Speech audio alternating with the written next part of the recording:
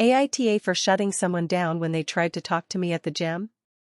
So, for context, I am a 32 female. Don't talk to anyone at my gym outside of saying hi and bye to the people who work there, and having polite etiquette when asking someone if they're using something/saying thank you when they're done.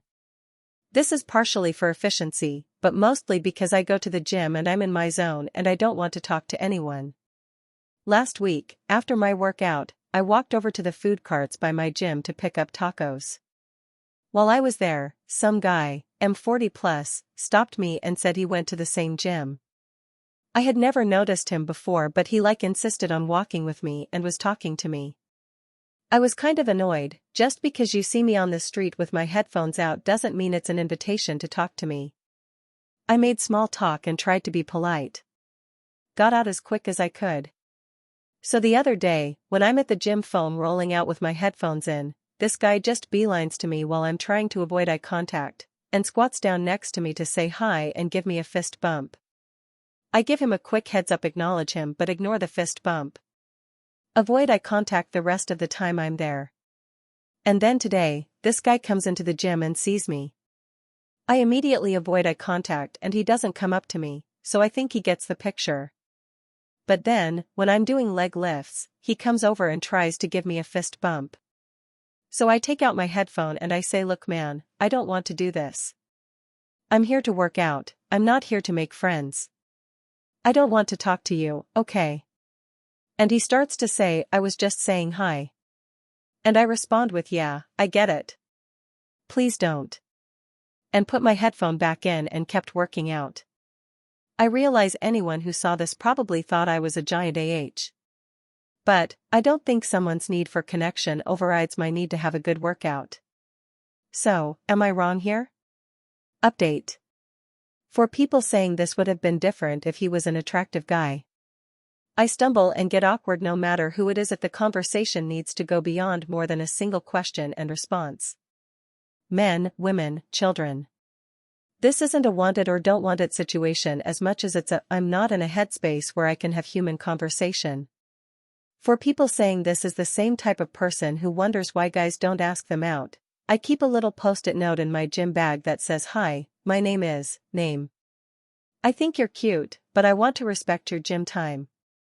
Text me if you want to get coffee sometime." I've never given it to anyone, but it's there if I ever feel like I need it. Anyway, I'm at work. Hope everyone has a great day. Final update. Wow. While I figured posting this might be a little divisive, I didn't expect it to blow up like this. I went to the gym today and had one of the best workouts I've had in a long time, partly because I was fueled by the overwhelming support I received from people who understood the importance of asserting boundaries. So thank you to everyone who saw where I was coming from. For anyone who still thinks I'm the jerk, I can live with that.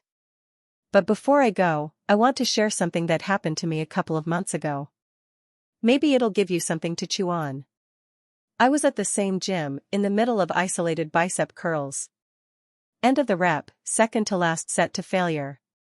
I was slowing the movement, fully concentrated, eyes closed.